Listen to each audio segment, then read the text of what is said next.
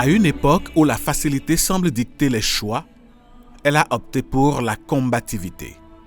Sa force de caractère la pousse à repousser sans cesse ses limites. Tombée enceinte en classe de terminale, Pamela refuse de sombrer dans l'abandon et la débauche à l'heure où les réseaux sociaux érigent l'exhibitionnisme en norme.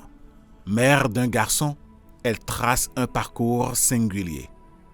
La nuit, quand la ville s'endort, Pamela enfile son uniforme et rejoint la Société de gestion des déchets et de la salubrité SGDS. Jusqu'à 4 heures du matin, elle participe aux côtés de ses collègues à rendre les rues plus propres. J'ai postulé pour pouvoir travailler mon sortie. Au début, il y avait même quelques-uns de mes collègues qui m'avaient dit, quand j'étais venue, ils se disent que cette fille ne peut pas faire ça, elle est juste venue pour quelque temps, mais bientôt je serai 1 an dedans.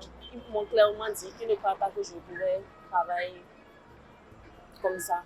Donc, ils m'ont avoué ça avec le temps. 1 heure de sommeil tout au plus. Puis, la voilà déjà debout. Une nouvelle journée commence, rythmée par une deuxième activité.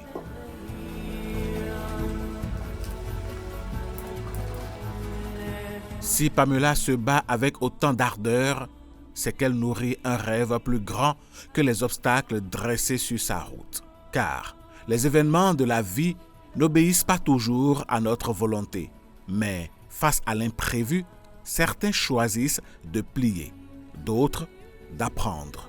Pamela appartient à la seconde catégorie. En terminale, j'étais tombée enceinte. J'ai causé beaucoup de peine à mes parents et tout. Déjà que je viens d'une famille modeste, travailler. En étant à la maison avec la grossesse, je fais des cours personnels.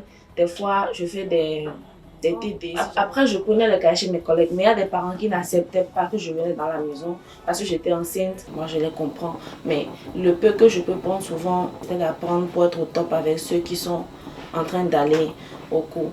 Et ce qui m'a même surpris en ça, on était 17 dans mon école, mais on était de la Nice.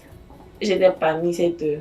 Son parcours devra aujourd'hui inspirer d'autres jeunes confrontés aux mêmes épreuves. C'est difficile de tomber enceinte en étant sur les bancs. Mais la grossesse n'est pas une fin en soi. Il faut qu'on ait le courage.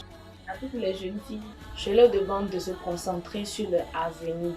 C'est vrai, on n'entend pas quand les parents le disent, c'est après qu'on comprend. Mais je ne préfère pas qu'elles comprennent après les conséquences. Parce que rien ne peut libérer un être humain si ce n'est pas son travail.